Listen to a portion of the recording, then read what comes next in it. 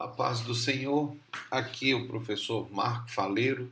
Você está na disciplina Introdução à Teologia do curso de Liderança. E nós estamos em mais uma aula dupla na AVA e gostaríamos de lembrar que na AVA anterior nós falamos que nós, pentecostais, somos alegóricos. Essa é uma realidade, mas eu gostaria de explicar um pouco o que é isso. Porque às vezes a gente utiliza alguns termos, até no ambiente teológico existem muitos termos específicos, mas é bom que se explique. E como nós estamos dentro da doutrina da Bíblia, é importante considerar esse aspecto, porque faz parte da proposta de interpretar alegoricamente a Bíblia. Mas o que é interpretar alegoricamente? Vamos pensar. Primeiro, vamos ver o que é alegoria. Alegoria é uma figura de linguagem. E quando se fala de figura de linguagem, nós estamos falando de gramática. Então, a figura de linguagem não será um estudo para essa disciplina.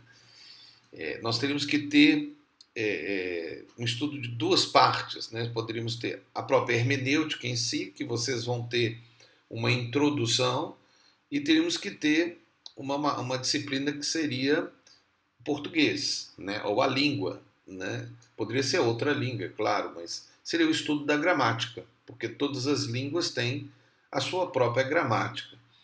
E figura de linguagem é uma realidade de todas as línguas do mundo. Né? Todas as línguas do mundo têm figura de linguagem.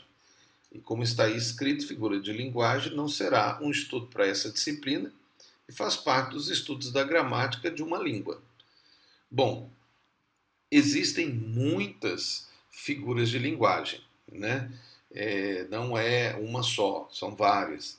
Nós não vamos entrar, abordar para mostrar todas as figuras de linguagem. Se você tem interesse, você pode se aprofundar e estudar um pouco mais de gramática. E eu recomendo que você estude, porque quanto mais você estudar a sua língua, né, e especialmente a gramática, você vai poder entender melhor a interpretação de texto, que no caso é a interpretação da própria Bíblia. Né? Você precisa de entender a língua para entender melhor a, a Bíblia que está na sua mão. Né? Senão você pode ter erros absurdos. Né? Eu me lembro de um erro absurdo, foi cometido até por um pastor brasileiro, quando ele interpretava a Bíblia no livro de Oséias, e ele leu o texto que dizia que o profeta deveria ir e buscar a adúltera. A adúltera lá, no caso da interpretação de Oséias, era aquela mulher que era, na verdade, a mulher dele, né? E ela tinha saído da casa de Oséias. Bom, essa é a história de Oséias, não vou entrar bem nela, mas o fato é que ele teria que buscá-la, porque ela era agora uma adúltera. Mas o pastor, ao ler, ele leu assim: vai e adultera com ela.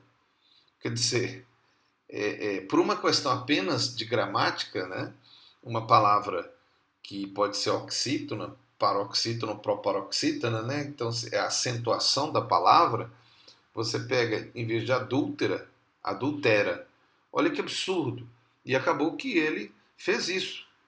E se transformou até numa anedota na televisão brasileira, né?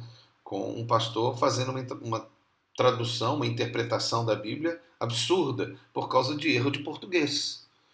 Né? Então, nós temos que, sem dúvida, ter o conhecimento da nossa língua e também, é claro, da gramática, para nós não termos interpretações absurdas da Bíblia. Mas quando falamos de uma interpretação alegórica, essa é uma proposta hermenêutica. E nós temos que falar sobre alegoria. A forma alegórica de considerar um texto é olhar para o texto crendo que nele está uma simbologia que transmite um significado. Deus usa símbolos na Bíblia para revelar seus mistérios. Lembre que você pode interpretar o texto de uma forma literal ou uma forma alegórica. No meio pentecostal, que é o meio em que nós vivemos, as igrejas consideram as duas realidades interpretativas, assim como os rabinos consideravam no tempo de Jesus. E nós também vemos que no nosso meio, essa realidade é uma realidade que tem que ser considerada. Nós não podemos simplesmente desconsiderar essa realidade. Tem muitos que, ao olhar para a Bíblia, eles não consideram isso. Mas a verdade é que tem muitos símbolos na Bíblia. E nós queríamos agora falar um pouco sobre esses símbolos para vocês, inclusive com textos bíblicos. Isso já é um pouco de introdução dentro de hermenêutica, mas nós vamos falar de uma forma rápida. É bom, às vezes, repetir para que você guarde, né? Desses símbolos da Bíblia é os números na Bíblia. Os números na Bíblia, eles têm significado. Nós não vamos falar quais são eles, vamos deixar para a hermenêutica falar. Mas eles podem ter um significado na Bíblia. Os nomes e os personagens da Bíblia podem ser. Aí nós entramos também com objetos, animais, moradias, cidades, nações, enfim, tudo na Bíblia é parte da revelação. E agora isso é ver a Bíblia de uma forma alegórica. Veja o caso do tabernáculo. Se nós pararmos para ver o tabernáculo, nós vamos ver que existem muitas e muitas formas de olhar a Bíblia através daqueles símbolos, daqueles objetos. As profecias, com todos os símbolos, como é o caso do livro de Apocalipse, vocês estudarão mais aprofundado em hermenêutica. Mas vamos falar um pouco mais sobre os símbolos citados nos livros de hermenêutica. Veja, espelho, pensamento crítico, semente, o lavadouro e a água, a lâmpada e a luz, o fogo, o martelo, a espada, o alimento. Veja, 9 símbolos.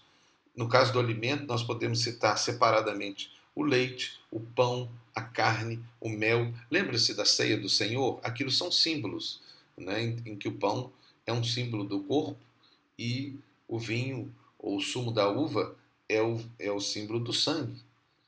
Vamos ver na Bíblia casos assim. O espelho, porque se alguém é ouvinte da palavra e não praticante, assemelha-se ao homem que contempla num espelho o seu rosto natural. Tiago 1, 23 e 25. Você está a ver aí uma figura de linguagem? O espelho e o rosto. Veja o pensamento crítico, porque a palavra de Deus é apta para discernir os pensamentos e propósitos do coração. A palavra de Deus mas como a palavra de Deus é apta, né? Então já é uma ideia alegórica. A semente, pois fostes regenerados não de semente corruptível, mas de incorruptível, mediante a palavra de Deus, a qual vive e é permanente. 1 Pedro 1, 23.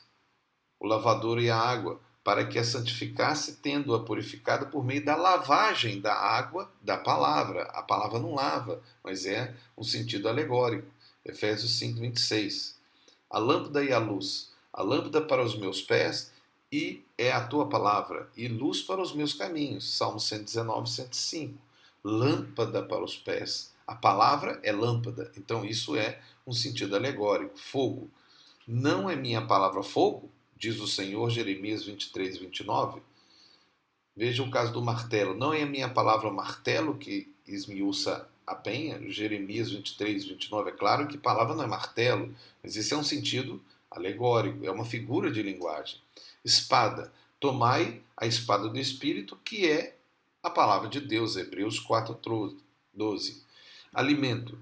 As palavras da sua boca prazei mais do que o meu alimento. Jó 23, 12b.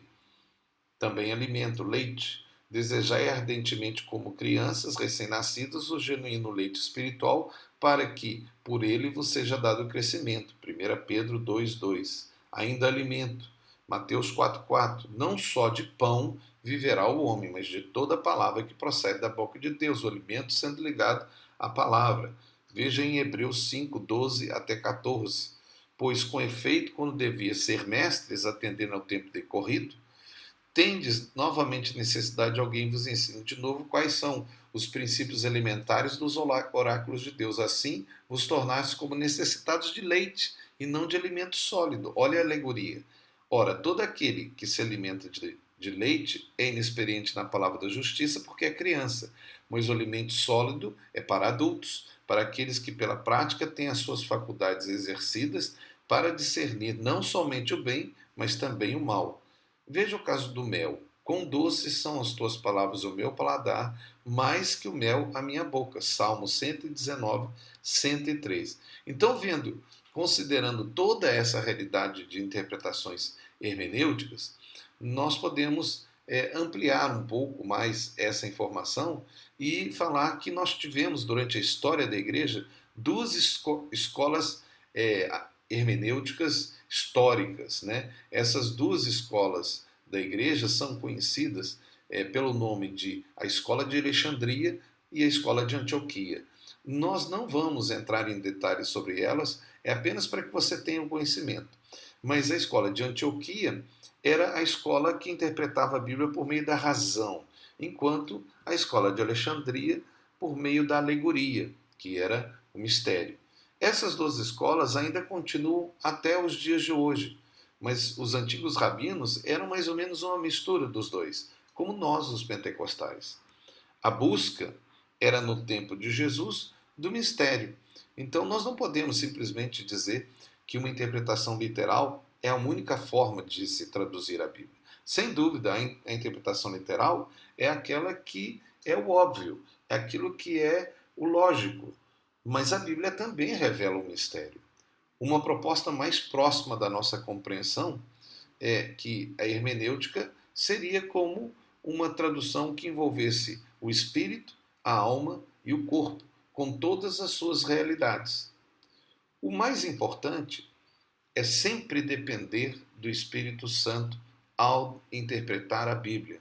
E tenha muito cuidado ao interpretar a Bíblia, porque é um fato que a Bíblia ela tem os seus mistérios, mas sempre considere a sua liderança, né? Sempre olhe, busque o conselho, como a Bíblia diz que na multidão de conselhos existe sabedoria.